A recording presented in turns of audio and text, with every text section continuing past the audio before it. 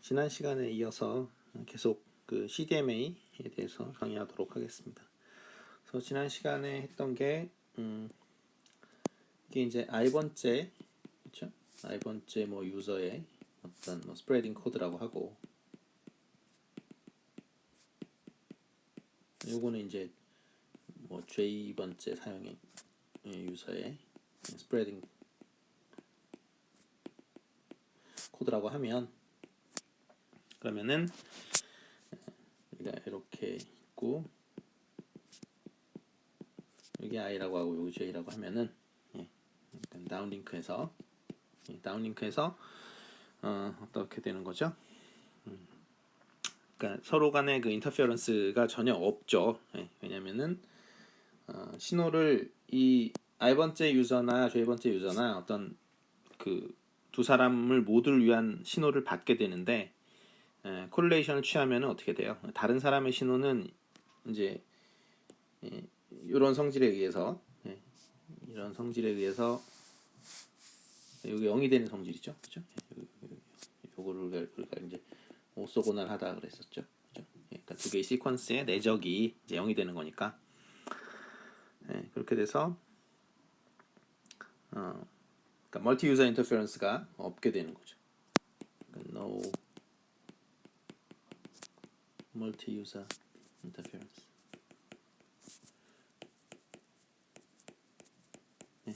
약자를 좋아하니까 MUI라고 쓰면 되겠죠. 그러니까 no MUI가 됩니다. 그래서 일반적으로 그러면 스프레딩 시퀀스는 어떤 성질을 가져야 되느냐를 한번 살펴보면, 일단 다운링크 상황이면은 오소고날 시퀀스를 쓰는 게 맞죠.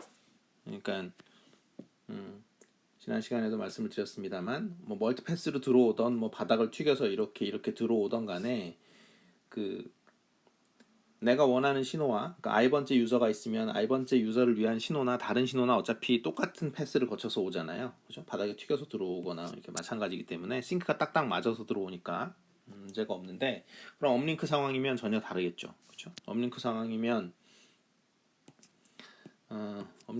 어떻게 됩니까? 이 두 개의 신호가 가는 이게 업링크면은, 그러니까 두 명의 유저가 신호를 보낸다라고 치면은 도착하는 시간 자체가 다르죠. 왜냐하면 멀리 있는 유저는 오래 걸릴 거 아니에요, 그렇죠? 그러니까 받으면은 신호가 이제 싱크가 잘 맞지 않죠. 일단 프로퍼게이션 딜레이가 있으니까. 그래서 일반적으로 그러니까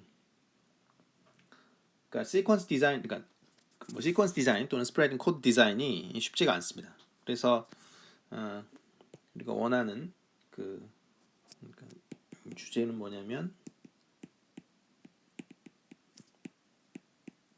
우리가 스프레딩 코드를 어떻게 디자인해야 되느냐라는 거죠.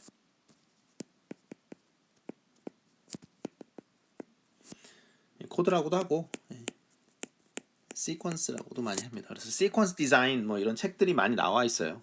보면은 이제 그 시퀀스 디자인에서 주로 다루는 게 2G하고 3G에서 그 CDMA 상황에서 어떻게 업링크를 위한 코드, 그다음에 다운링크를 위한 그 시퀀스를 어떻게 잡겠느냐 하는데, 다운링크는 그냥 오소고날 시퀀스를 잡는 게 맞습니다. 일반적으로 다 월시 시퀀스를 그냥 잡고, 이제 업링크는 어떻게 하냐면, 그래서 먼저 일단은 그 ACF 오토 콜레이션 펑션 이렇게 정의를 하죠. 그래서 모형부터 db까지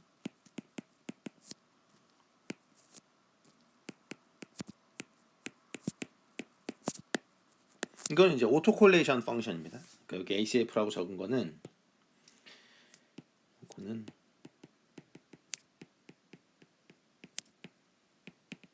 오토 콜레이션 펑션.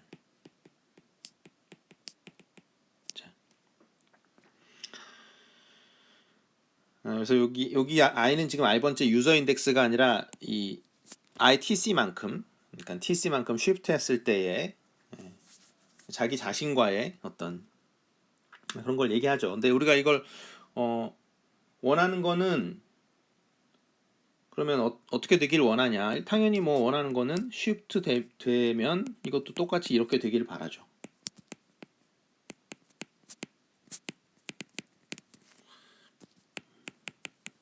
쉬프트가 안 됐을 때는 뭐 당연히 같은 걸 곱한 거니까 당연히 프로세싱 게인만큼 나올 거고, 그렇지 않을 땐 0이 되기를 바랍니다. 그러니까 이거는 지금 뭘 얘기하는 거냐면 오토콜레이션이니까 그림을 한번 그려서 설명을 하면 여기 이제 뭐 사실은 다운링크에서도 사실 이거는 만족이 돼야 되는데 그냥 다운링크로 한번 해보죠. 뭐 업링크도 뭐 마찬가지입니다만 신호가 내 신호가 이렇게 뭐 받았어요. 뭐 이렇게 해서 1 -1 뭐 이렇게 뭐 1 1 해가지고 이렇게 받았다. 그러면은 멀티패스에 의해서 이게 라인 오브 사이트 패스였으면 여기에 이제 그 멀티패스에 의해서 뭐 이렇게 바닥에 튀겨서 들어온 게 있으면 약간 이렇게 딜레이가 돼서 들어오겠죠. 그렇죠?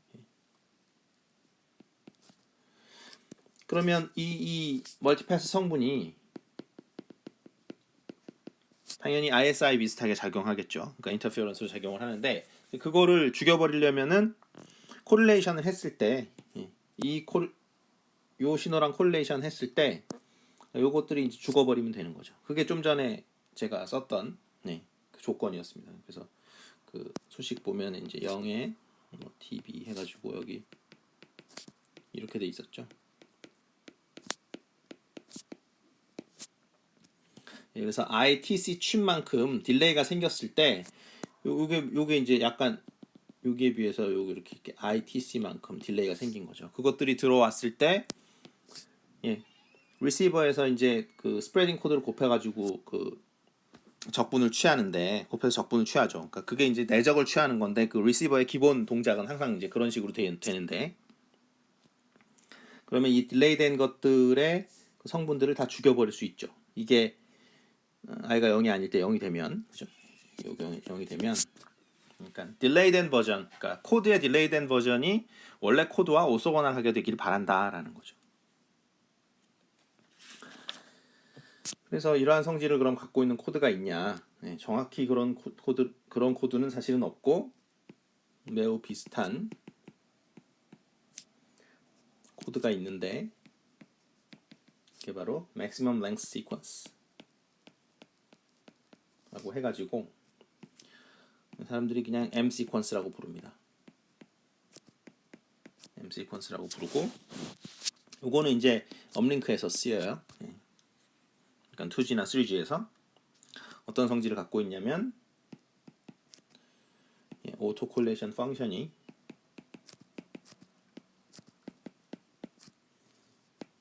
뭐 자기 자신하고 곱한 거니까 이게 이제 마이너스 1입니다. 그래서 자기 자신의 쉬프트된 거랑 곱했을 때 곱해서 적분하면은 마이너스 1이 되는 그런 성질을 갖고 있습니다. 사실은 이 시퀀스는 우리가 싱크를 맞출 때에도 이제 사용을 할 수가 있는 거죠. 그러니까 CDMA뿐만 아니라 왜냐면은 타이밍 싱크 같은 거 맞추려면 어떻게 해요? 여기 이제 패킷이 이렇게 있으면 여기 앞에다가 이렇게 요 M 시퀀스 같은 걸 집어넣어 놓죠. 그래서 리시버에서 요거를 딱 맞춰가지고 곱한 다음에 적당히 코드를 맞춰서 곱하면은 어느 순간 이렇게 피크가 튀게 되는데 콜레이션 체크할 때 그러면 여기에 지금 신호가 들어오는구나 해가지고 이 타이밍 싱크를 맞춰야 되잖아요. 그러니까 패킷이 들어왔을 때 도대체 이게 어느 시점에 들어온 건지. 그래서 디지털 통신은 그 레벨이 디지털인 것도 있는데 디지털 통신의 이제 커다란 어떻게 보면 약점인 게 그 프레임 싱크를 정확히 맞춰야 되죠. 프레임의 시작이 얼마고 끝이 어디고 그 다음에 심볼이 있으면 심볼의 시작이 얼마냐. 그래서 이 싱크를 맞추는 문제가 굉장히 중요한데 이런 것들을 할 때도 기본적으로 이런 M 시퀀스 같은 걸 쓰게 되죠. 그러니까 오토 콜레이션이 그러니까 조금만 쉬프트 돼도 다 0에 가깝게 되는 거. 그리고 딱 피크에 딱 맞았을 때만 이렇게 여기서 이제 정확히 딱 싱크가 맞았을 때만 피크가 튀는 거. 그런 시퀀스들이 아주 중요하게 됩니다. 그래서 싱크 맞출 때도 쓰고 그 다음에 CDMA에서 그 셀프 인터페런스를 제거할 때 그럴 때도 사용을 하게 됩니다. 그 다음에 디자인을 할 때 보면은 오토콜레이션 또 굉장히 신경을 많이 쓰고 그리고 마찬가지로 우리가 좀 전에 얘기했던 그 오소고날 코드 디자인할 때처럼 뭘 또 신경을 쓰냐면 예, 크로스 콜레이션 펑션도 역시 마찬가지로 신경을 써야 되겠죠. 그래서 이거는 뭐 예를 들어서 JK라고 이렇게 서브스크립트를 쓰고 이게 이제 0이 되기를 바라는 거죠. 그러니까 서로 다른 스프레딩 코드는 크로스 콜레이션 취하면은 그러니까 지금 뭐가 되길 바라는 거 이거 말하는 거죠. 크로스 콜레이션인 거는 JT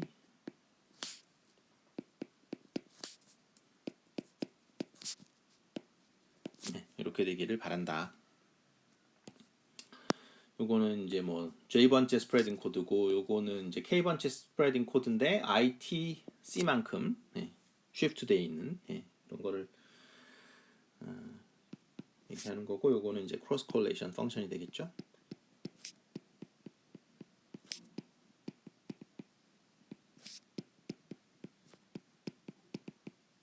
그래서 크로스 콜레이션 펑션 그러니까 크로스 콜레이션을 체크하고 그게 어떻게 되는지 그다음에 오토 콜레이션이 어떻게 되는지 뭐 그런 것들을 찾아가지고 좋은 거를 쓴다라는 거예요. 그래서 그 2G, 3G 때 스프레딩 코드에 대한 연구가 많이 이루어졌습니다. 그리고 M 시퀀스에 대해서 하나 빼먹은 게 뭐냐면 M 시퀀스는 이제 기본적으로 그 shift register 시퀀스예요.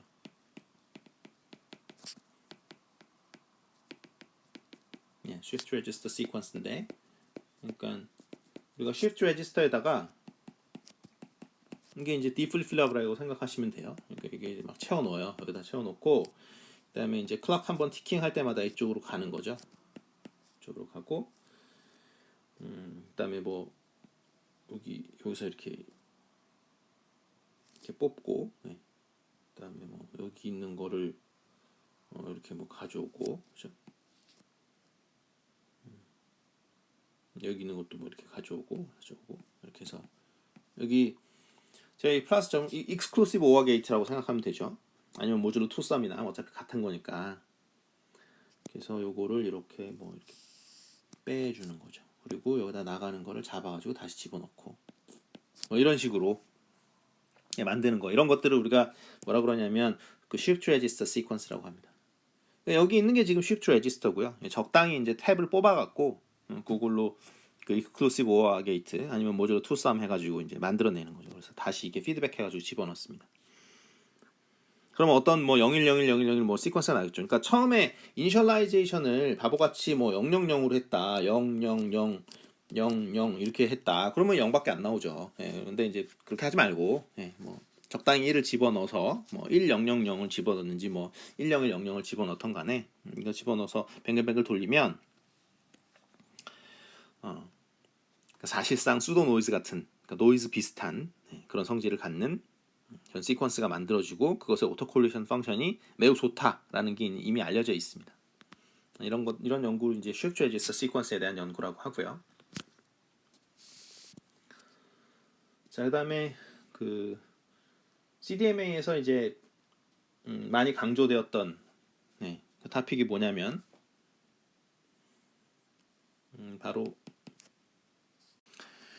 near far problem이 되겠습니다. 그러니까 near far effect라고도 뭐 얘기를 하는데 이건 뭐냐면 near far니까 뭐 가깝고 멀고 그렇죠. 그런데 그림을 한번 그려보면 여기 유저가 이렇게 있고 여기 유저가 있어요. 여기 유저 하나 더 그립시다. 그러면은 지금 이 유저 뭐 1은 그렇죠? 유저 2, 유저 3. 그래서 유저 1은 사실은 이게 업링크 상황이면 이게 업링크 상황인데 그러면은 지금도 사실은 뭐 4G나 5G에서도 사실은 유저 1 같은 경우는 그 파워를 당연히 약하게 해서 쏴서 보내죠. 그런데 이 파워 컨트롤이 뭐 그렇게 중요하진 않다는 거예요. 그러니까 4G, 5G에서는 기본적으로 OFDM을 사용하고 그거는 FDMA 계열이니까 어차피 주파수가 다르다라는 거죠. 얘가 사용하는 주파수나 얘가 사용하는 주파수나 이게 주파수상으로 데이터가 이렇게 세퍼레이션이 되어 있기 때문에 사실은 니어파 프로블럼이 그렇게 크진 않습니다. 그런데 이 CDMA 같은 경우는 그 좀 전에 설명을 드렸듯이 M 시퀀스를 보면 어때요? M 시퀀스는 사실은 그 완벽한 오소고날 시퀀스가 아니죠. 그러다 보니까 이 베이스 스테이션이 그러니까 업링크 상황에서 이렇게 데이터를 받으면 반드시 유저 1의 신호를 그러니까 세퍼레이션 할 때 유저 2의 신호가 간섭으로 반드시 작용하게 됩니다. 그러니까 반드시 작용하게 된다는 게 뭐냐면 오소고널리티가 개런티가 안 된다는 얘기죠. 그러니까 그 유저 1의 코드를 곱해서 적분을 하셨을 때 유저 2가 보낸 신호 성분이 조금이라도 남아있게 돼 있어요. 마찬가지로 유저 3에 대한 그 신호도. 그래서 이 업링크 상황에서 가장 중요한 게 뭐냐면 파워 컨트롤이에요. 네, 무슨 말이냐면 이 업링크 상황에서 이 베이스 스테이션은 모든 사용자의 신호가 사실상 거의 똑같은 파워로 자기 자신한테 도달되기를 바랍니다. 이건 아주 중요한 거예요. 네. 왜냐하면 멀티 유저 인터페런스가 반드시 생기기 때문에. 그러니까 CDMA는 업링크 상황에서 멀티 유저 인터페런스를 없앨 수가 없어요. 그러니까 간섭이 항상 존재합니다. 그렇기 때문에 이 모든 사용자들의 그 신호가 파워가 누구 하나가 크면 아주 곤란해집니다. 예를 들어서 유저 1의 신호가 훨씬 더 세게 도착한다. 가까이 있기 때문에 그렇게 되면은 이 유저 2하고 유저 3의 신호를 제대로 들을 수가 없어요. 그러니까 왜냐하면 유저 1에 의한 간섭이 너무 커서. 그래서 이 Near Fire Effect 또는 뭐 Near Fire Problem 이게 CDMA에서 아주 심각한 문제고 특히 업링크에서 그래서 파워 컨트롤이 아주 중요한 이슈였어요. 그런데 지금은 사실은 4G, 5G 오면서 이제 파워 컨트롤이라든가 뭐 그러니까 물론 파워 컨트롤 하긴 하는데 이 2G, 3G보다는 사실 중요성이 많이 감소를 했죠. 그래서 그 스프레드 스펙트럼 시스템에서 이제 알아둬야 될 게 스프레드 스펙트럼이라는 게 그러니까 의도적으로 와이드밴드 시그널링을 하는 거죠.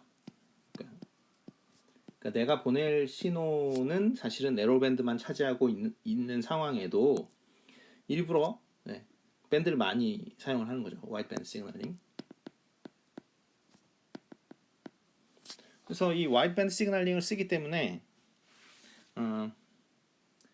결국은 여기서부터 프리퀀시를 많이 사용하니까 프리퀀시 다이버시티를 이용을 할 수 있겠죠. 프리퀀시가 일부러 많이 사용을 한 거니까 당연히 프리퀀시 다이버시티를 이용을 하게 되는데 그런데 그러니까 무슨 말이냐면 내가 보낼게 데이터가 프리퀀시 도메인에서 이렇게 되는 건데 이거를 이렇게 프리퀀시 도메인에서 이렇게 여러 개를 쓰는 그런 기법이냐 그건 아니라는 거죠. 그렇게 되는 게 아니고 어떻게 돼요? 스프레딩 코드를 곱해서 타임 도메인에서 스프레딩 코드를 곱해서 숏 펄스 같은 거죠. 그런 걸 곱해가지고 숏 펄스가 이제 여러 개 있는 거 그걸 곱해서 이렇게 일부러 와이드 밴드로 만들어가지고 이제 하니까 그러니까 이렇게 하면 이게 뭐 사실 이거를 다이버시티 브랜치 1 이거 그러니까 다이버시티 브랜치 1, 2, 3 이렇게 해가지고 그냥 뭐 L이 3인 어떤 그 다이버시티 오더를 얻는다 이렇게 되는 게 아니라는 거죠. 그러니까 구현을 할 때는 어떻게 하냐면 rake receiver라는 걸 이용을 합니다. 그러니까 수신단에 그러니까 rake receiver라는 걸 이용을 해요. 그래서 CDMA에서 이제 대표적인 리시버의 구조가 이거죠. rake receiver를 이용을 하게 되는데 어떻게 하냐면 그러니까 수신 신호가 이렇게 들어오면 여기에 이제 그 tapped delay line이라고 하는데 여기 TC만큼 이렇게 딜레이를 좀 이렇게 시키는 거죠. TC만큼 딜레이, 이게 딜레이예요. TC만큼 딜레이하고 마찬가지로 TC만큼 딜레이하고 이렇게 해서 쭉 해서 TC만큼 딜레이해서 요것들을 다 컴바인합니다. 그래서 뭐 여기 들어오는 거는 뭐 아까 곱하기 뭐 요거는 이제 뭐 H0에 그러니까 첫 번째 멀티패스에 해당되는 거죠. 아니면 뭐 라인 오브 사이트 패스라고 할 수도 있고 그다음에 여기에 들어오는 거는 그 각각에 맞는 적당한 물론 뭐 코페이징만 해도 상관은 없죠. 그러면 이제 이퀄 게인 컴바인처럼 성능이 나올 거고 여기서 이렇게 뽑아요. 하나하나를 이제 탭이라고 우리가 부르죠. 그래서 개수를 뭐 탭 코에피션트라고 하고 DSP 시간에 배웠을 거라고 생각을 하고요. 그래서 여기 뭐 몇 개라고 할까요? H에 사실은 그 프로세싱 게인 만큼 나오죠. 이게 탭이 정확하게 나오는 게 그 이상으로는 사실은 그러니까 나오지 않죠. 예. 그러니까 우리가 TC만큼 지금 딜레이를 시켰다라는 얘기. 그러니까 원 비트 디텍션 하기 위해서 무슨 짓을 하느냐를 지금 보여드리는 겁니다.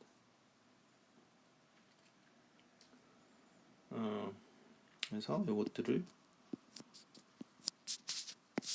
전체를 합쳐가지고 합친 신호를 TB만큼 적분을 해서 이제 데이터를 뽑아내는 이런 거를 우리가 뭐라 그러냐면 rake receiver라고 합니다. 그러니까 딜레이를 그러니까 이제 이게 원 비트를 뽑아내는 거예요. 결국은 원 비트 정보를 뽑아내면은 사실은 듀레이션은 TB잖아요. TB인데 리시버에서 그렇게 TB 동안을 적분을 하긴 하는데 사실은 TC만큼 그 딜레이 된 것들을 다 이제 뽑아내겠다라는 거죠. 그러니까 기본 아이디어는 그래서 아까 설명을 여기서 했지만은 그러니까 지금 뭐 요걸 LOS 패스라고 여러분들이 생각하면 되는 거고 뭐 여기가 뭐 지금 뭐 멀티패스 1이다. 여기가 뭐 멀티패스 2다. 이렇게 생각하면 그럼 다른 성분도 있잖아요. 여기 뭐 이런 거. 그죠? 예. 그럼 이런 성분은 뭐냐? 이런 성분은 멀티패스가 거의 안 들어오는 거죠. 예. 그러니까 그거는 이제 적당히 죽여버리면 되는 거죠. 그러니까 모든 멀티패스 성분을 우리가 다 끄집어낼 수는 없는 거니까. 그래서 요게 지금 핑거의 개수라 그래요. 그래서 이게 계속 트래킹하면서 사실은 이제 찾아냅니다. 이거 핑거 개수가 몇 개냐. 그래서 이게 세 개를 컴바이닝하면 핑거 개수가 세 개다. 핑거 개수가 핑거가 세 개짜리 뭐 브레이크 리시버다 이렇게 얘기를 합니다. 뭐냐면 이게 네로밴드 시그널링을 하면 생각을 해보시면 네로밴드 시그널이다. 그럼 이게 타임 도메인에서 한번 볼게요. 네로밴드면 어떻게 됩니까? 네로밴드니까 프리퀀시 도메인에서 이제 네로하니까 타임 도메인에서 이렇게 길겠죠. 그렇죠? 길면은 이게 멀티패스가 있다고 쳐봐요. 그럼 멀티패스가 있으면 뭐 이런 것도 받을 거고 내가 좀 뭐 산에 튀겨서 들어오면 이제 이런 것도 이제 받겠죠. 그러면 받으면 어떻게 되냐면 실제로 이제 우리는 이런 거를 라인 오브 사이트 패스만 딱 받으면 좋죠. 타임 도메인입니다. 받으면 좋은데 실제로 받고 나면은 어떻게 돼요? 멀티패스에 의해서 뭐 약간 뭐 이렇게 좀 뭉개지고 뭐 이런 것들을 이제 받게 되죠. 근데 어쨌든 뭉개진 것만 받는 거예요. 그런데 우리가 와이드밴드 시그널링을 쓴다라고 한번 해봅시다. 요건 이제 네로밴드 시그널링이죠. 펄스 폭이 크니까. 근데 우리가 이렇게 숏 펄스 같은 걸 보낸다라고 한번 쳐봐요. 뭐 이런 숏 펄스를 보낸다. 그러면 이거 받을 때 어떻게 됩니까? 이건 멀티패스 상황이면 우리가 이것도 받지만 이거 뭐 여러 개 괜히 쓸 필요 없을 것 같고 하나만 합시다. 숏 펄스를 보냈다. 숏 펄스 보내면 받을 때 뭘 받아요? 받을 때 이런 걸 받고 이런 걸 받는다라는 거죠. 아까 지금 멀티패스 요거 세 개가 있는 거잖아요, 그죠? 하나를 라인 오브 사이트로 하고 뭐 멀티패스 1 이거 멀티패스 2라고 하면 멀티패스 1, 멀티패스 2라고 하면 지금 이 멀티패스 성분들이 뭉개져 버리죠, 그냥. 네로밴드 시그널링은 그냥 뭉개져요. 그런데 이거는 지금 와이드밴드 시그널링이죠, 그죠? 요거는 와이드밴드 시그널링. 와이드밴드 시그널링인지 왜 그런지는 알죠, 그죠? 펄스 폭이 작으니까. 그러니까 프리 트랜스폼에서 배웠죠, 그죠? 타임 도메인에서 이렇게 폭이 작으면 프리퀀시 도메인에서는 이제 폭이 커지죠, 그죠? 뭐 그런 거 다 아는 거고. 자, 그래서 멀티패스 성분이 여기가 지금 이게 멀티패스 성분 1이라고 치고 이게 멀티패스 성분 2라고 쳐봐요. 이걸 이제 뭐 라인 오브 사이트 패스라고 치면은 어때요? 다 분리가 되죠, 그렇죠? 이거를 뭐라 그러냐면 resolveable 하다라고 이야기를 합니다. 그러니까 resolve 할 수 있다, 이게 분리해낼 수 있다라는 거예요. 그러니까 와이드밴드 시그널링을 하면 멀티패스 성분을 resolve 할 수 있습니다. 그래서 뭐 레인징이라든가 뭐 이런 거 그러니까 레이더 같은데 그죠? 레이더 같은데 이렇게 쓸 때 와이드밴드 시그널링을 써야 되는 거예요. 짧은 걸로. 그래야 뭐 그 비행기가 그러니까 적군의 비행기가 지금 어디 있냐 이런 거 하면 이제 반사파 가지고 측정을 하는 건데, 반사파가 뭐 옆에서 뭐 들어오고 뭐 이런 거 있는데 그냥 그 뭉개져 버리면 안 되잖아요. 그래서 숏펄스를 쓰는 거죠. 레인징 애플리케이션 같은 데에서 거리 측정하고 이럴 때는 기본이 뭐냐면 와이드밴드 시그널링이에요. 그래서 보면 여러분들이 뭐 울트라 와이드밴드 시그널링 뭐 이런 거 얘기하잖아요. 울트라 와이드밴드 이게 뭡니까? 우리가 UWB 통신이라는 거죠. 그러니까 UWB의 메이저 애플리케이션이 뭔지 이렇게 한번 찾아보시면 전부 다 이게 나옵니다. 레인징이 나오죠. 레인징이라는 게 뭐냐면 레인지를 재겠다라는 거잖아요. 그러니까 거리 측정을 하겠다라는 거예요. 무선으로 저 녀석이 얼마나 멀리 있는지 재겠다. 뭐 이런 거죠. 그러니까 예를 들면 뭐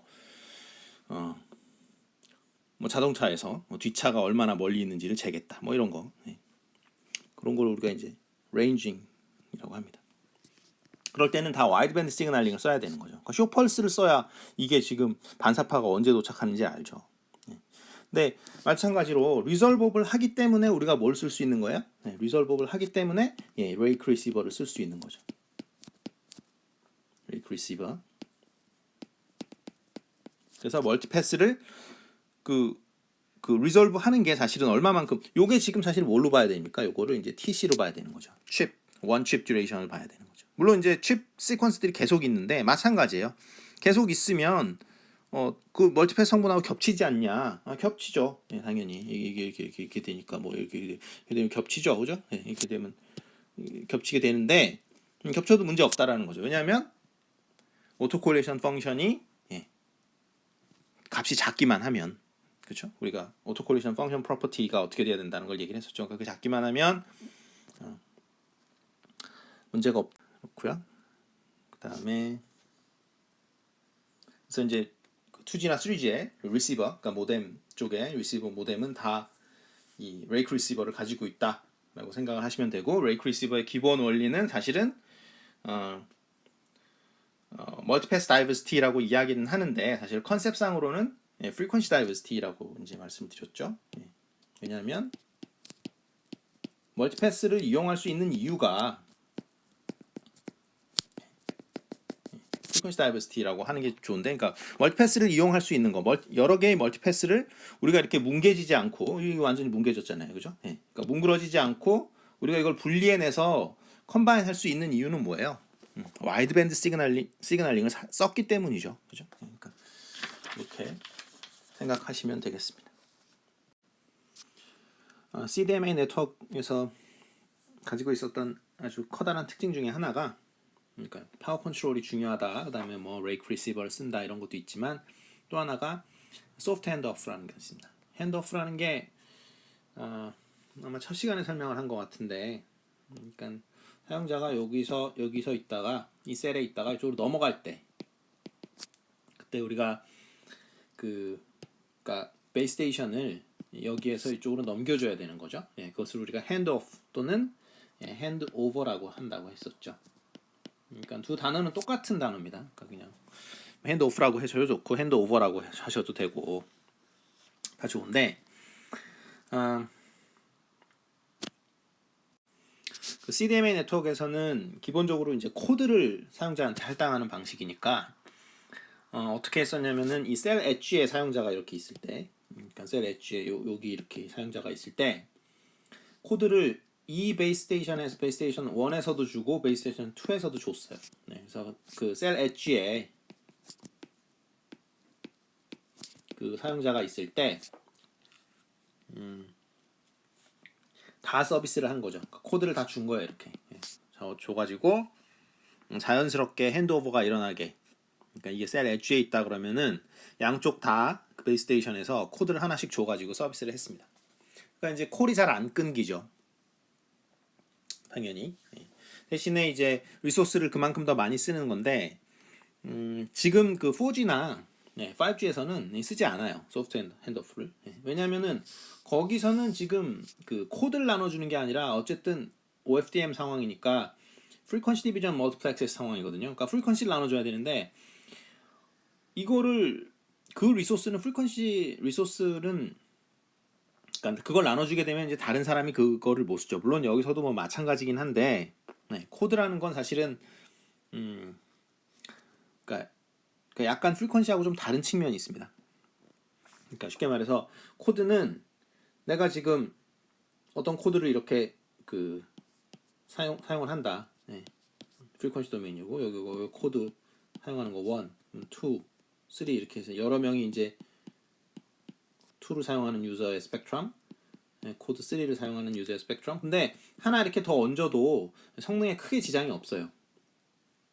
왜냐면 뭐 적당히 인터페런스가 있긴 있겠습니다만, 근데 이 FDMA 상황은 전혀 다른 거죠. FDMA 상황에서 F에서 유저 1, 유저 2, 유저 3 이렇게 있으면은 유저 1, 유저 2 이렇게 있으면 하나를 어떤 프리퀀시 슬롯을 누구한테 주게 되면 더 이상 내가 할당할 주파수가 없죠.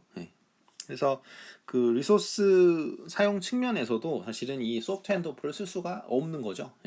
그래서 그러니까 콜이 잘 안 끊기는 장점이 있습니다만 2G, 3G에서 사용하던 소프트 핸드오프, 그러니까 셀 엣지 유저한테 코드를 하나 더 주는 거죠. 근데 지금 그럼 4G나 뭐 5G에서 셀 엣지 유저한테 프리퀀시 슬롯을 더 주냐? 그런 거 없어요. 그래서 소프트 핸드오프라는 걸 사용을 했다. 물론 뭐 반대 개념은 하드 핸드오프가 되겠죠.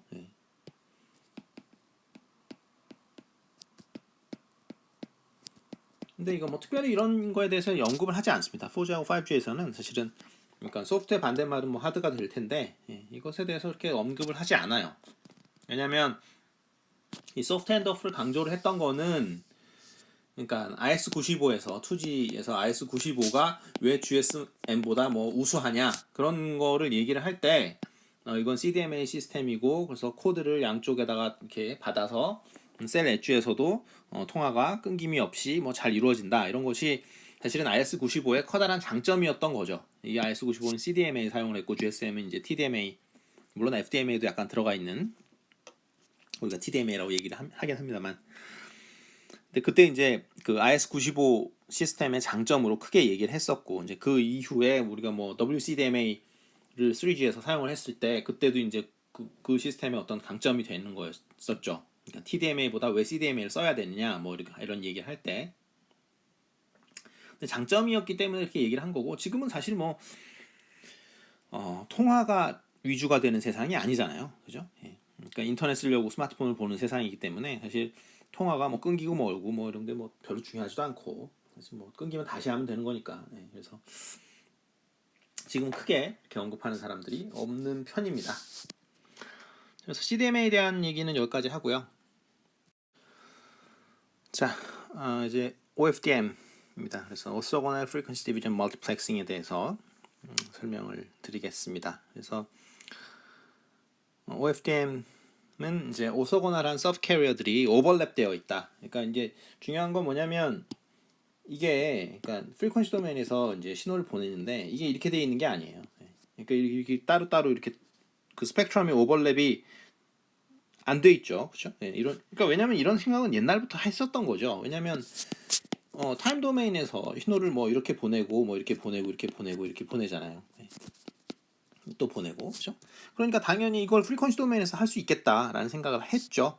예전에도 했었는데 이제 그러니까 뭐 여기서 이렇게 보내고 뭐 이렇게 또 보내고 이렇게 보내고 이런 식으로 그러니까 타임 도메인에서도 데이터를 이렇게 시리얼하게 보냈으니까 우리가 프리퀀시 도메인에서도 이런 식으로 보낼 수 있는 거 아니냐.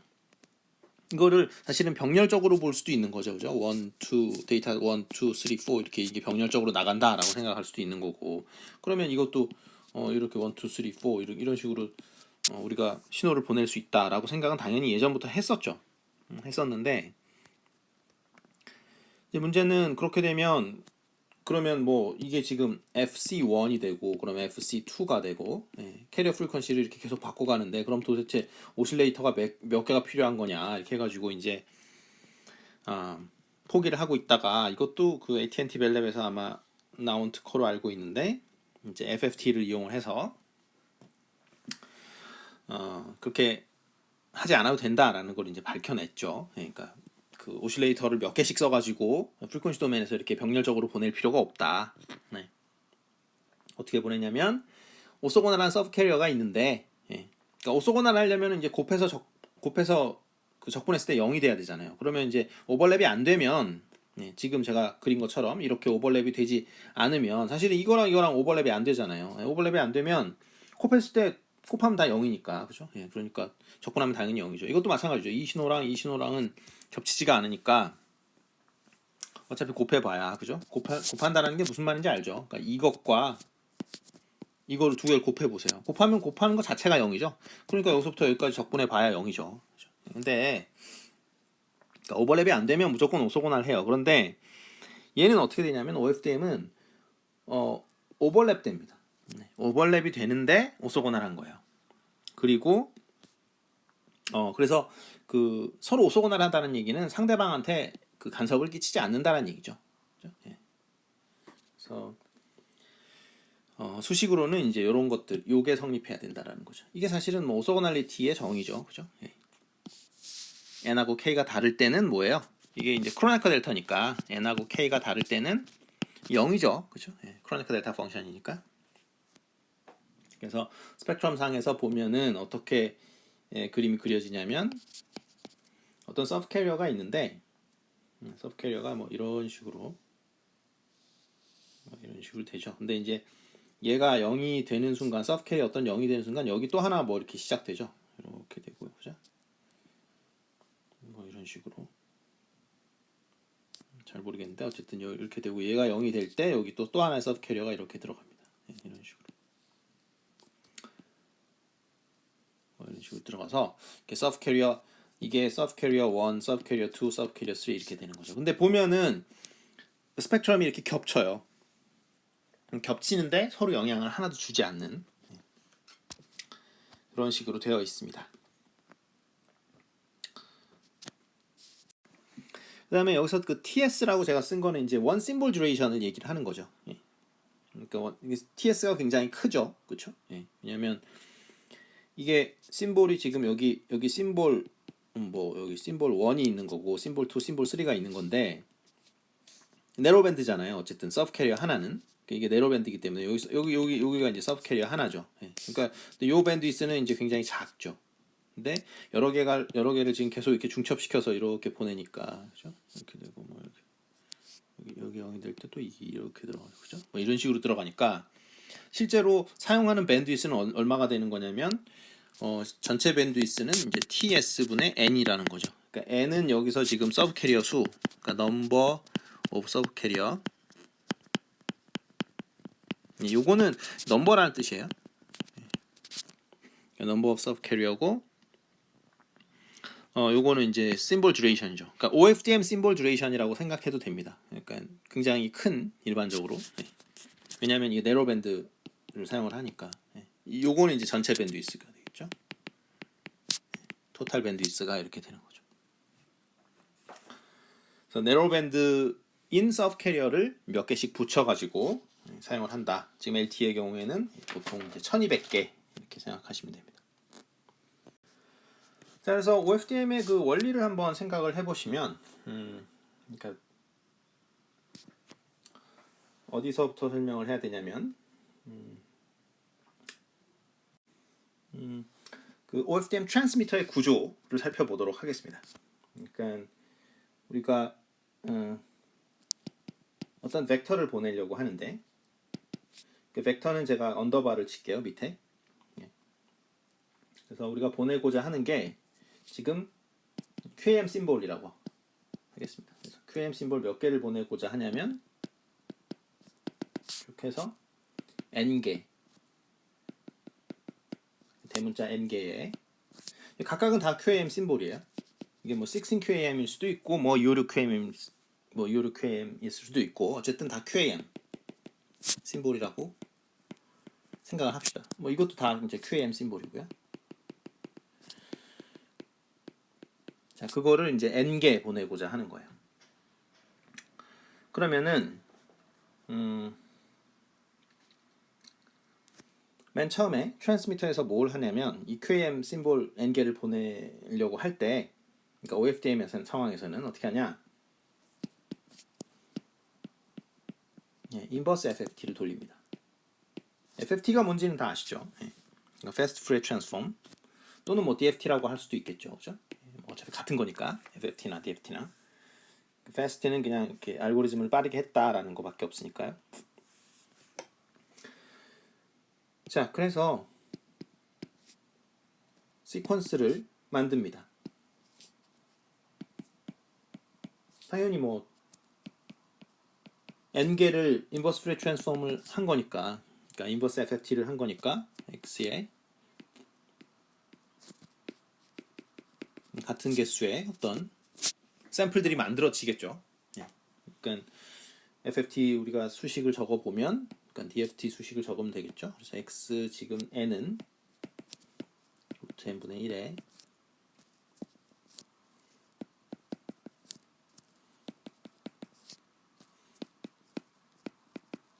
이거죠.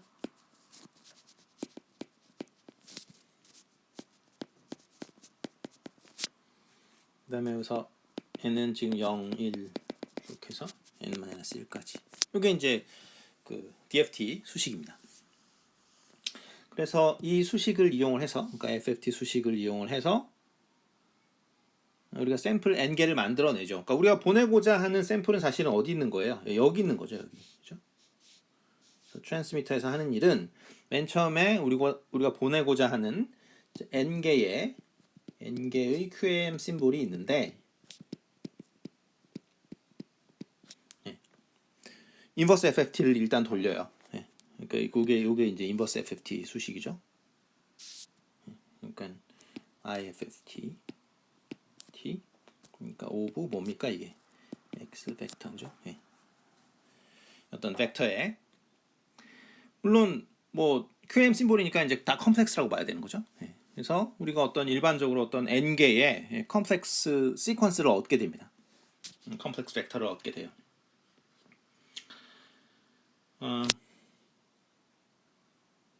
그래서 요거를, 자, 그래서 그 인버스 FFT를 한 다음 그 시퀀스를 마치 우리가 보내고 싶은 시퀀스처럼 생각해서 그냥 보내는 거예요. 트랜스미터는 보냅니다. 그러니까 보내는 과정은 뭐 다 아시죠, 그죠? 펄 쉐이핑을 해야 되면은 여기 예를 들어서, 그러니까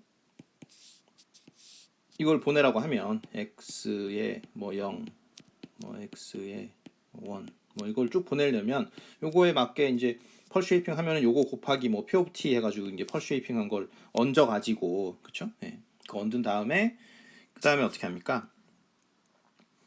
그 다음에 이제 그 DA 컨버전 한 다음에 여기다가 뭘 곱해요? 코사인 2파이 FCT 이걸 곱해가지고 그냥 보내면 되는 거죠. 아니면 이게 이제 컴플렉스니까 리얼 파트, 이미지너리 파트가 나눠지니까 그 리얼 파트는 요걸 곱하고 이미지너리 파트는 뭐 마이너스 사인에 2파이 FCT를 곱해서 우리가 이제 보내주면 되겠죠. 그러니까 기본적으로 이제 사실은 트랜스미터에서 별로 하는 게 없는 거죠. 그러니까 보내고 싶은 n개의 QM 심볼이 있으면 그거를 인버스 FFT 해가지고 그냥 보내는 거예요.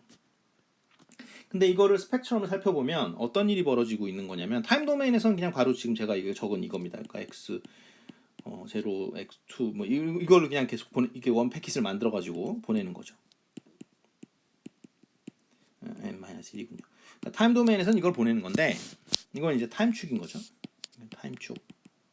타임축인 건데, 프리퀀시 도메인에서 살펴보면은 지금 우리가 무슨 짓을 하고 있는 거냐면, 프리퀀시 도메인에서는 이렇게 나가고 있는 거예요. 이렇게 쭉쭉쭉 해가지고 이렇게 나가고 있는 거죠. 이렇게 있죠. 그래서 지금 이 서브 캐리어 여기서 나가는 게 지금 뭐냐면 x0, 그다음에 x1, x2, x3 이런 것들이 전달이 되고 있는 겁니다. 그게 중요한 거죠. 그러니까 프리퀀시 도메인에서 이렇게 보내려면 이렇게 프리퀀시 도메인에서 파랄렐하게 보내려면 어떻게 하면 되냐면, 일단 인버스 FFT를 해가지고 그것을 타임 도메인으로 요걸 보내면, 그렇죠? 타임 도메인에서 이런 식으로 보내면 그게 사실은 프리퀀시 도메인에서 이렇게 데이터를 보내는 것과 같다라는 거죠. 그런데 일반적으로는 어떻습니까? 채널은 프리퀀시 셀렉티브 하죠. 그러니까 이 각각의 서브 캐리어가 겪는 그런 페이딩이 다 다른 거죠. 이건 H0를 만나게 되고, 이 X1은 어떤 채널을 만나요? 뭐 H1이라는 채널을 만나고, 이 X2는 H2라는 채널을 만나고, 각기 다른 채널을 만나게 된다는 거죠. 그러니까 각기 다른 어떤 채널을 만나냐면 frequency flat fading을 만나게 되는 거죠. 그러니까 이게 전체 밴드위스는 너무 넓어서 와이드 밴드니까 당연히 채널이 어떻게 돼요? frequency selective 해지게 되는 거죠. 즉 서브 캐리어들이 만나는 그 채널은 다 다른데 코헤런스 밴드위스가 일반적으로 그 우리가 차지하는 밴드위스보다는 여기 차지하는 밴드위스 W라고 하면 W보다 굉장히 작죠. 코헤런스 밴드위스가. 그래서 frequency selective 해지고 ISI가 생기는데 지금은 ISI가 없다라는 거죠. 어떤 관점에서 보냐면 이 서브 캐리어 하나만 봤을 때 얘 관점에서 봤을 때는 ISI가 없는 거예요. 왜냐하면 나는 네로밴드만 사용을 하니까. 그래서 네로밴드만 사용을 하니까 사실은 우리가 받는 신호를 이게 아닐까라고 생각을 할 수 있는 거죠. 우리가 받는 신호가 어떤 뭐 HK, XK에 그러면 이런 형태 어떤 노이즈가 이렇게 들어간 와이드 노이즈는 뭐 이런 거 아니냐라고 생각을 할 수가 있죠. 그래서 이렇게 예상을 할 수가 있고 이렇게 되기만 한다면 우리가 어차피 그 어떻게 돼요? 노이즈에 대한 거는 뭐 어떻게 터치를 할 수가 없으니까 우리가 채널 게인만 우리가 알아내면은 결국은 이게 CSI에 해당되는 거죠. CSI만 알면 결국은 받은 거에다가 그것만 나누면 이것만 없애주면 결국은 XK를 그대로 이렇게 받아낼 수 있지 않냐라고 생각을 하는 거죠. 그래서 우리가 원하는 건 이거죠. 그죠?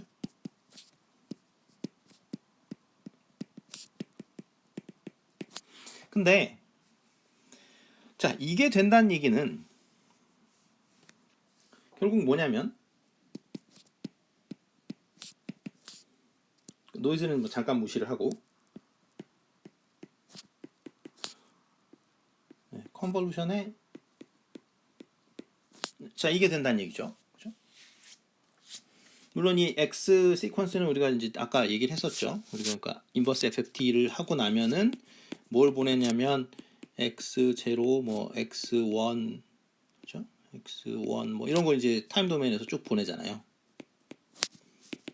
쭉 보내는데요. 이거 이제 타임 도메인이죠. 자 그러면 그렇게 지금 되고 있냐? 그렇게 안 되고 있다라는 거죠. 그래서 중요한 게 뭐냐면 그 우리가 원하는 게 만약에 이 수식이라면 이런 식으로 되는 걸 바라면 결국은 곱하기가 돼 있잖아요. 근데 프리퀀시 도메인에서 곱하기이기 때문에 타임 도메인에선 컨볼루션이 맞죠. 그런데 이게 여러분들이 그 FFT나 DFT 쪽을 보면 아시겠지만 그게 아니죠. 그렇죠? 그러니까 일반적으로 타임 도메인에서 컨볼루션이면 프리퀀시 도메인에서 곱하기는 맞아요. 그렇죠? 그런 건 뭐 상식적으로 뭐 대학교 2학년 때부터 뭐 지겹게 들어왔을 테지만 이 DFT에서는 어떻게 됩니까? 타임 도메인에서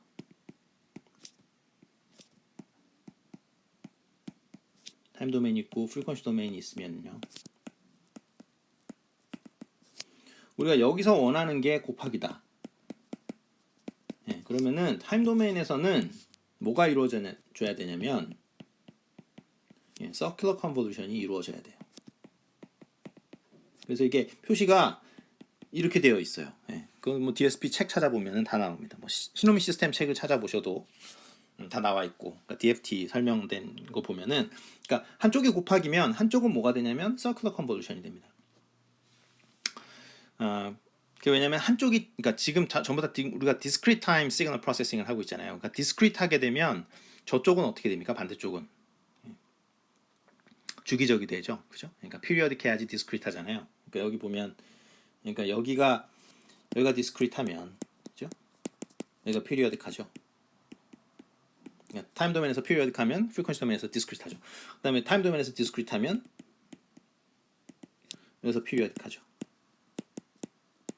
이렇게 되는 게 사실은 뭐예요? 이게 DFT잖아요. 그죠? 왔다 갔다 하는 게 이제 DFT인데 DFT죠. 근데 여기서 이제 그런 이 피리어딕한 성질 때문에 나타나는 게 뭐냐면 이게 곱하기가 한쪽에서 곱하기 한쪽에서는 컨볼루션 이렇게 외우셨을 텐데 그게 아니고 한쪽에서 곱하기가 한쪽에서의 서큘러 컨볼루션이 반드시 돼야 됩니다. 그런데 채널은 서큘러 컨볼루션을 하지 않잖아요. 채널은 어차피 리니어 시스템인데 채널은 지금 리니어 시스템이니까 이렇게 채널에서 이렇게 사람한테 보내면 이렇게 오고 이렇게 튀겨서 오고 이렇게 튀겨서 온단 말이에요. 이건 그냥 리니어 시스템인 거죠. 그러니까 우리가 채널을 리니어 타임 베어링 시스템이라고 했는데 그건 별건 아니잖아요. 사실은 리니어 타임 베어링 시스템이라는 게 이렇게 있고 사람이 이렇게 있는데 이렇게 하고 이렇게 튀겼다가 이렇게 온단 말이에요. 이건 사실은 LTV 즉 리니어 타임 베어링 시스템인데 사실은 LTI 시스템인 거죠. LTI 시스템이고 타임 인베리언트라고 보고 어떻게 되는 거예요? 코헤런스 타임이 지나면 뭐 여기 뭐 새롭게 뭐 여기 자동차가 뭐 옆에 이렇게 붙어 있을 수도 있고. 그러니까 코헤런스 타임 지나면 또 다른 LTI 시스템이 만들어지고 코헤런스 타임이 또 지나면 또 다른 LTI 시스템이 만들어지고 새로운 거. 그렇게 해석을 해 주셔도 되죠. 어찌 됐건 채널은 리니어 컨볼루션밖에 하지 못하는 거죠. 컨볼루션밖에. 자, 그래서 우리가 원하는 게 지금 그러니까 우리가 원하는 게 아까 이거였으니까. 그죠? 이런 식으로 되면 이 CSI를 나눠주기만 하면은 디텍션이 끝나겠다. 노이즈가 없는 상태면 뭐 노이즈는 뭐 적당히 그죠? 가까운 대로 미니멈 디스턴스 뭐 디텍션 하면 될 테니까. 그래서 우리가 원하는 게 이거라면 반드시 채널이 이걸 하게 만들어줘야 되는 거고, 즉 서큘러 컨볼루션을 하게 만들어줘야 돼서. 근데 채널은 서큘러 컨볼루션 할 줄 모르잖아요. 컨볼루션밖에 안 되니까 어떻게 하냐? 우리가 이렇게 이걸 보내죠 지금. 보내고자 하는 시퀀스는 이거죠. 그러니까 인버스 FFT를 해가지고 우리가 -1이 있는데 무슨 짓을 하냐면 뒤에서 여기 뒤에서 요만큼을 뜯어요. 데이터를 지금 총 n개의 심볼이 있죠. 그러면 여기 뮤 심볼 6개의 심볼을 가지고 옵니다. 뜯어요. 이렇게 뜯어가지고 여기다 이렇게 붙여요. 여기 뮤 심볼스. 그걸 붙여가지고 붙여서 보냅니다. 그러니까 요거를 먼저 보내는 거예요. 주열 거는. 그러니까 나중에 보내는 게 아니라 지금 타임축이 이렇게 되는 거죠. 그래서 요걸 먼저 보내요. 뒤에 거를 내가 보내야 될 시퀀스 지금 n개의 심볼 중에 맨 뒷부분에 있는 거를 이렇게 앞에 갖다 붙입니다. 요걸 뭐라 그러냐면 CP라고 부르는 거죠. 이게 Cyclic Prefix라고 합니다. 그만큼을 잘라 붙여요. 그래서 그러니까 여기서부터 여기까지 이게 이제 TS였었죠. TS. 그러니까 심볼 듀레이션인데 OFDM 심볼 듀레이션인데 실제로 OFDM 심볼은 그거보다 훨씬 더 크게 되는 거죠. 그래서 여기 그러니까 원 OFDM 심볼은 사실은 어떻게 되냐면 n개의 데이터 심볼. 물론 그 데이터라는 거는 사실은 QAM 그 심볼을 n개 모아놓은 건 아니에요. 그죠? 그 QAM 그 벡터를 인버스 프리 트랜스폼 한 거죠. 그것들 n개를 모았다가 또 뭘 보내요? 뮤개의 사이클릭 프리픽스를 앞에 붙이는 거죠. 그래서 그걸 먼저 보내죠. 먼저. 자, 그러면 리시버에서는 무슨 일이 일어나냐면, 자, 리시버에서는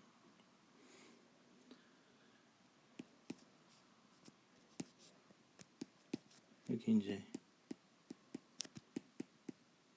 뭐 이런 건 이제 받겠죠. 받고 요 앞에 이제 CP에 의해서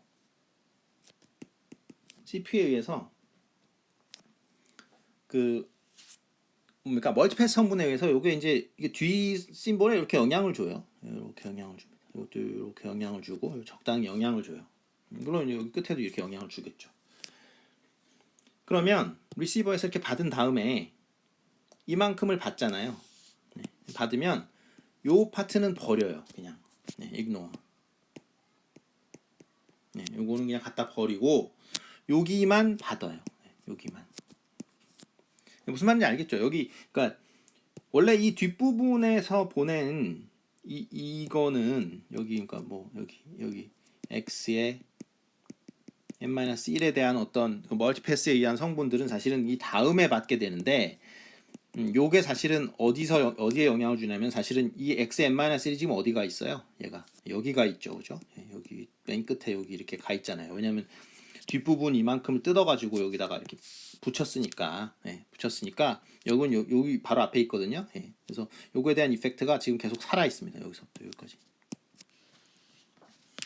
그래서 그거를 우리가 뭐라고 하냐면 여기 받은 거, 요거를 y0, y1 쭉 해서 여기서 y n-1 이렇게 됩니다.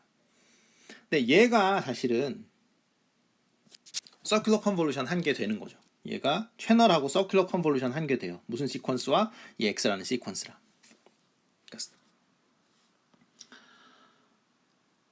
자, 그런 다음에 그러면 여기 이제 우리가 새로운 벡터 y 벡터를 이렇게 얻게 되죠. 그죠?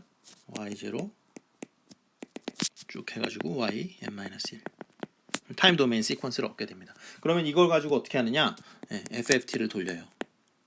FFT를 돌리면 그럼 FFT를 돌리면 어떤 y라는 새로운 벡터가 나오겠죠. y 뭐 0 y 7. 그 다음에 거기다가 이제 그거에 맞는 각각에 맞는 그 채널 게인을 나눠주면 디텍션이 끝나는 거죠.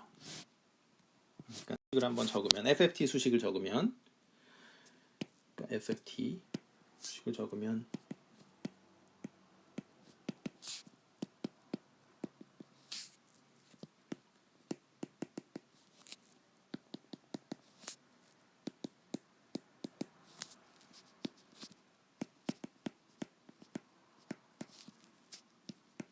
자 이건 이제 FFT 수식이고요.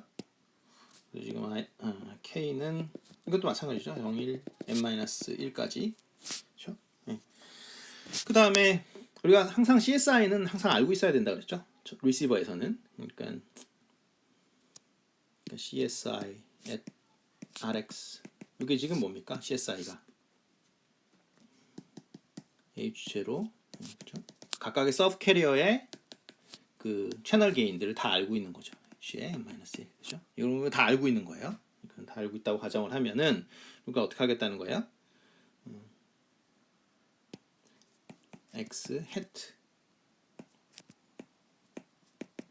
K를 구하면 뭐 H K에다가 YK 플러스 노이즈가 되겠죠.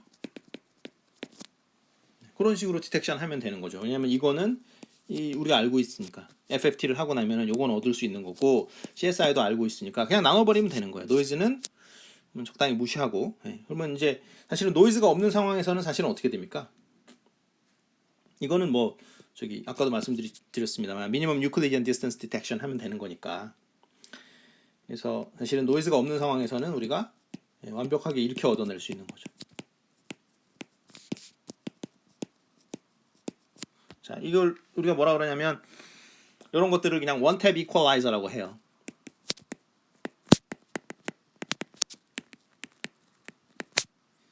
원탭 이퀄라이저 무슨 소리냐면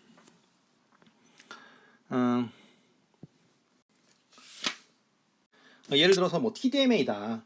TDMA 시스템이다. 그럼 TDMA 시스템은 어떻게 됩니까? 이게 어쨌든 뭐 빨리 우리가 데이터를 보내야 되는 상황이면 펄스 폭이 좁아질 테니까 우리가 와이드밴드 시그널링을 사용을 할 거고 그러다 보면은 당연히 어떻게 돼요? 채널 어떤 걸 만나요? 무선 통신에서는 이렇게 뭐 좋았다 나빴다 하는 어쨌든 그 frequency selective한 채널을 만나게 되겠죠.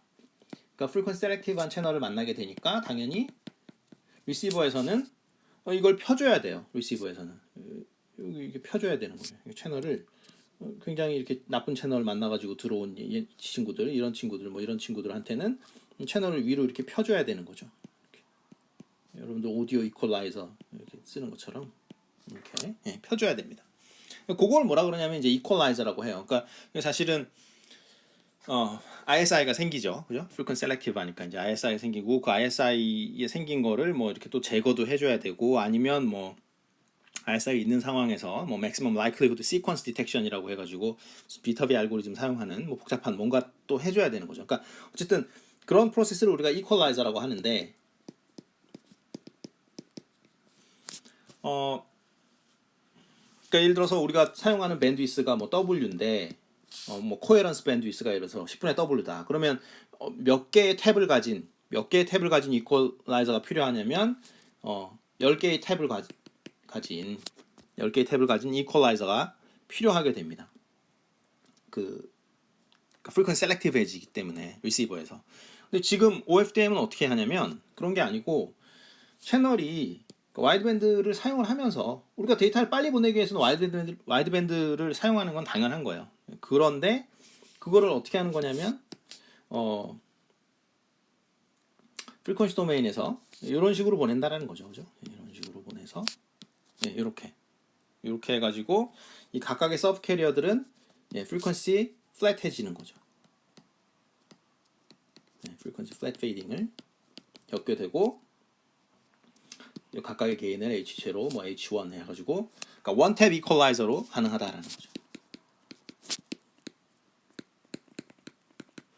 그러면 보면은 어느 게 그러면 시스템이 간단하냐 생각을 해보면 그럼 뭐 성능은 어떠냐? 성능은 비슷해요. 성능 비슷한데 그러니까 여러 가지 장점이 있다라는 거죠. 그러면 그냥 TDMA 쓰지 왜 그러면 성능이 비슷하면? 근데 그러니까 스펙트럼 사용 관점에서 봐도 약간의 유리한 점이 있습니다. 왜냐하면 일단 TDMA 같은 경우는 스펙트럼이 어떻게 생겼겠어요? 이런 식으로 싱크 펑션처럼 생겼으니까 이 엣지 부분은 잘 사용이 안 되죠, 그죠? 엣지 부분은 잘 사용이 안 되고 일단 그런 단점이 있고 그 다음에 10탭 이퀄라이저 이런 거가 어디에 위치합니까? 어디에 위치하냐면은 리시버에 위치하거든요. 근데 일반적으로 지금 4G나 5G에서는 사실은 어때요? 그러니까 2G나 3G는 기본적으로 폰이 중요했으니까 전화 통화가 중요하니까 사실은 업링크가 중요합니까? 다운링크가 중요합니까? 마찬가지인 거죠. 왜냐면 전화 통화는 어차피 그 시메트릭하니까 사실은 어디가 더 중요하다라고 얘기를 할 수가 없어요. 그런데 인터넷은 당연히 어떻게 됩니까? 사용자 입장에서 다운링크가 중요하죠. 업링크 많이 하는 사람은 이상한 사람이에요. 그러니까 어쨌든 다운링크가 중요하니까 리시버가 복잡한 거는 별로 바라지 않죠. 여러분 휴대폰이 복잡한 거는 별로 이렇게 좋은 게 아니거든요. 그러니까 보내는 그 트랜스미터가 복잡한 게 나아요. 근데 이 OFDM 방식 특징이 뭐냐면 이게 TX에서는 인버스 FFT를 하고 RX에서는 FFT를 하죠. 그래서 이게 컴플렉시티가 이렇게 약간 분리돼 있어요. 그러니까 TX는 오히려 더 복잡해진 거죠. 왜냐하면 예전에 TDMA 방식은 어떠냐면 TDMA 방식은 보통 이제 그 굉장히 그러니까 TDMA 방식이라고 하면 좀 그렇고요. 그러니까 그냥 보통 트랜스미션 방식, 그러니까 와이드밴드 시그널링, 와이드밴드 TDMA라는 말보다는 와이드밴드 시그널링. 물론 뭐 TDMA라고 해도 뭐 상관은 없습니다만, 그러니까 TDMA 시스템인 GSM에서 사실은 리시버가 다 그 이퀄라이저를 다 이렇게 장착시켜가지고 사용을 했죠. 타임 슬롯이 이제 작아지니까. 근데 어쨌든 이 OFDM 방식 보면은 그 컴플렉시티가 이제 TX 쪽으로 많이 넘겨져 있어요. 그러니까 물론 이제 와이드밴드 시그널링을 사용을 하면은 이퀄라이저는 RX만 복잡해지는 거죠. TX는 그냥 보내면 돼요. 짧은 펄스를 이용해 갖고 다다다다 이렇게 보내면 되는 거고. 근데 이제 그런 측면이 하나 있고요. 그 다음에 스펙트럼 아까 사용하는 측면에서도 OFDM이 좀 더 유리하고, 그 다음에 또 하나 중요한 건 뭐냐면 어댑테이션 할 수가 있어요. 이게 결정타인데 사실 뭐냐면 어댑티브 커뮤니케이션 하기가 안 좋습니다. 이 와이드밴드 시그널링을 그냥 하면. 근데 이 여기서는 이제 어댑티브 커뮤니케이션이 아주 쉽게 되죠. OFDM에서는. 무슨 소리냐면 이 서브 캐리어가 예를 들어서 뭐 굉장히 좋아요, 채널이. 그러면은 이 보내던 그러니까 QAM 심볼 자체를 뭐 16 QAM을 썼다가 갑자기 뭐 1024 QAM으로 바꿀 수 있죠. 그러니까 어댑티브하게 바꿀 수 있어요, 여기. 그 다음에 뭐 이 채널이 너무 안 좋다. 채널 뭐 세 번째 채널인데 너무 안 좋다. 그러면 안 써도 돼. 예. 이 채널은 너무 좋다. 여기다가 뭐 256QAM 써가지고 잔뜩 보내 데이터를. 예. 이런 짓을 할 수 있거든요. 이게 이제 어댑티브 커뮤니케이션인데 사실은 이 와이드밴드 시그널링 그냥 타임 도메인에서 이렇게 보내면 그렇죠? 짧은 펄스를 이용하는 이거는 그런 거를 할 수가 없어요. 예. 어댑티브하게 우리가 할 수가 없습니다. 그런 면에서 이제 그 캐패시티 측면에서 훨씬 좋은 그 성능을 보여주죠. OFDM이.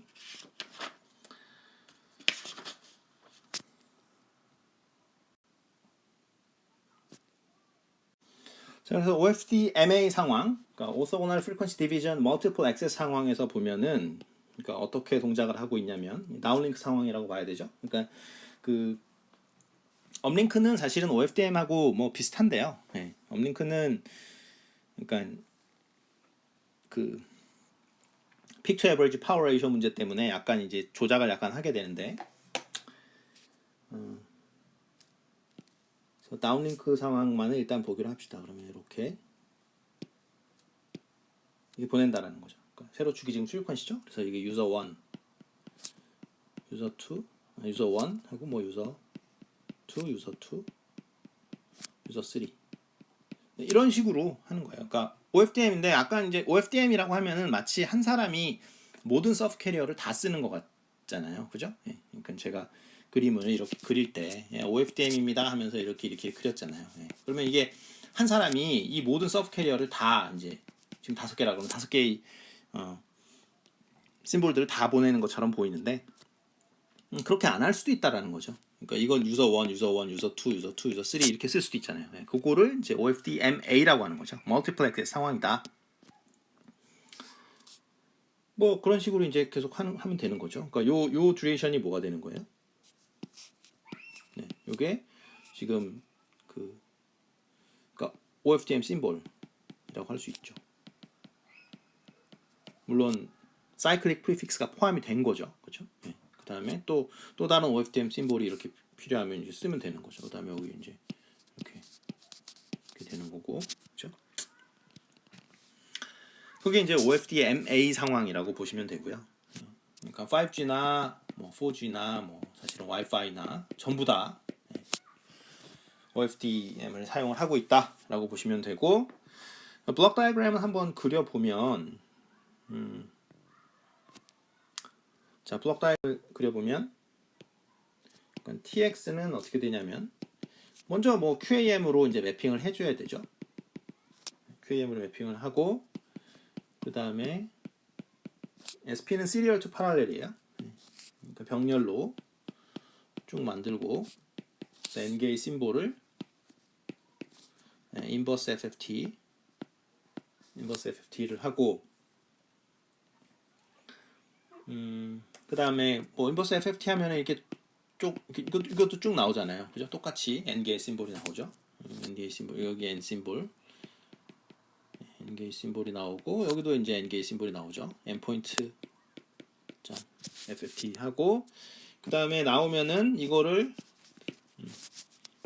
파랄렐 투 시리얼로 만들어야 되겠죠. 시리얼로 만들어 놓으면은 이제 어떻게 돼요? 아까 했던 뭐 있었죠? 뭐 X 뭐 제로 뭐 이런 것들이 쭉 나오죠. 그죠? 그러면은 뭘 하냐면 여기다가 사이클릭 프리픽스를 갖다 붙여요. 그 다음에 이제 뭐 나오면은 여기다 이제 뭐 적당히 뭐 펄스 쉐이핑 같은 거 펄스 곱하고 그죠? 뭐 레이즈드 코사인 펄스 곱해서 그 다음에 이제 코사인 2파 FCT 곱해가지고 안테나 보내면 되는 거죠. 이렇게 보내면 되는 거고 그 다음에 이제 뭐 받으면은 예를 들어서 리시버를 그리면 받으면은 뭐 어쨌든 일단 내려야 되니까 주파수는 내리고 로우 패스 필터링 이렇게 해가지고 그 다음에 뭐 다시 디지털로 내려와야죠. AD 컨버전 해가지고 다 디지털 도메인으로 내려온 다음에 그 다음에 여기서 이제 하는 게 뭐냐면은 CP 사이클릭 프리픽스를 제거합니다. 제거하고 그 다음에 제거한 다음에는 다시 시리얼 투 파랄렐 하는 거죠. 그러니까 CP 쪽에 사이클릭 프리픽스 쪽에 받은 거는 다 갖다 버리면 돼요. 그거 왜 한 거예요? 사이클릭 프리픽스는? 계속 말씀드렸죠. 그러니까 이거 하려고 그런 거죠. 우리가 원하는 게 이거다. YK는 HK 곱하기 XK인데 이게 프리퀀시 도메인에서 곱하기가 되니까 프리퀀시 도메인에서 곱하기가 되려면 타임 도메인에서 뭐가 돼야 돼요? 서큘러 컨볼루션이 돼야 된다 그랬죠. 그죠? 타임 도메인에서 그냥 컨볼루션 하면 안 돼요. 근데 채널은 그냥 컨볼루션밖에 못 하죠. 왜 채널은 그냥 컨볼루션밖에 못 해요? 채널은 리니어 시스템이니까. LTI 시스템에서는 원래 채널이 뭐 하는 거예요? 컨볼루션 하는 거잖아요. 그죠? 근데 그 컨볼루션을 우리가 리니어 컨볼루션이라고 해요. 근데 그 말은 사실 잘 안 하죠. 그냥 컨볼루션 사람들이 얘기를 하는데 서큘러 컨볼루션하고 구별을 짓기 위해서는 반드시 리니어 컨볼루션이라고 얘기를 명확히 해줘야 되는 거죠. 그러니까 채널은 리니어 컨볼루션밖에 못하니까 억지로 서큘러 컨볼루션하게 만들어주는 거 그게 뭐예요? 이 CP를 갖다 붙이는 거죠. 그렇죠? 그 다음에 시리얼 투 파랄렐 하면은 뭐 여러 개가 나오겠죠. 그렇죠? 여러 개 나오고 그 다음에 요거 FFT 그럼 다시 또 여러 개가 나오죠. 화살표가 반대로 됐군요. 이쪽이죠. 그 다음에 어떻게 돼요? 여기 지금 이제 다 나온 거죠. 다 나온 거니까 여기서 원탭 이퀄라이저 여기서 들어가죠. 그죠? 이거 뭡니까? H 제로의 인버스. 그죠? 여기는 H n-1의 인버스. 이걸 다 곱해줘요. 이게 원탭 이퀄라이저라고 그랬죠. 채널 게인을 보상해 주는 거죠. 보상해 주면 여긴 뭐 다시 저기 PS 한 다음에 그 다음에 여기서 뭐 16회면 이렇게 해가지고 이렇게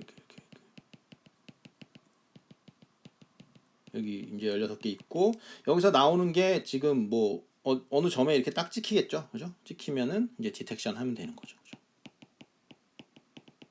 뭐 이런 식으로 블록 다이어그램을 구성할 수가 있겠습니다. 그래서 지금 LTE 시스템을 보면은 LTE는 그러니까 다운링크에서 원 LTE 프레임이 10ms으로 되어 있고요. 10ms으로 되어 있고 그 다음에 이게 서브 프레임은 10개의 서브 프레임으로 구성되어 있는데 그러니까 원 서브 프레임이 굳이 뭐 외울 필요는 없습니다. 이게 이제 1ms으로 되어 있고 1ms 이 원 서브 프레임은 7개의 OFDM 심볼로 구성이 되어 있습니다. 뭐 이런 식으로 좀 복잡하게 구성이 되어 있고요. 그 다음에 여기 이제 프리퀀시 도메인으로 이렇게 생각을 하면은 이렇게 지금 있는 거잖아요, 그죠? 이렇게 있는데 지금 LTE 지금 우리 사용하는 거, 그러니까 10MHz로 사용해도 되고 뭐 5메가로 해도 되고 기본이 5메가 단위긴 한데 다 20메가예요. 요새는 다 20MHz로 토탈 밴드위스를 사용을 하고 있고 몇 개의 서브 캐리어가 들어가냐면 20MHz에 1200개 1200개의 서브 캐리어를 사용을 하고 있습니다. 그래서 이 서브 캐리어 스페이싱이 그러니까 한 서브 캐리어가 얼마나 차지하느냐라는 건데 사실 이게 그러니까 서브 캐리어 스페이싱이라는 말을 쓰는 거죠.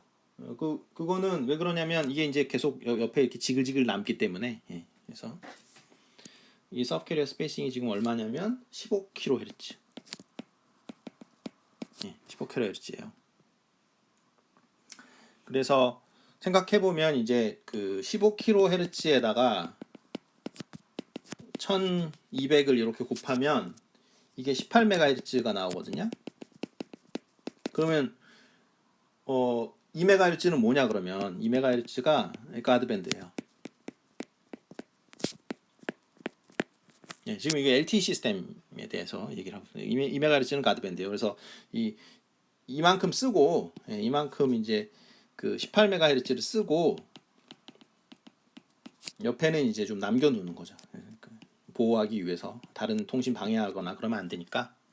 그래서 총 20MHz. 근데 이제 20MHz를 그나마 이제 스피드 안 난다고 여러 개를 붙여 쓰는 게 뭐예요? 20MHz를 붙여가지고 최대한 여러분들이 다운링크 할 때 여러분들한테 막 100MHz도 할당이 되는 거죠. 그게 바로 캐리어 어그리게이션 테크닉이죠. 지금 OFDM은 지금 사실은 제가 캐리어 어그리게이션 상관없이 설명을 한 거예요. 예.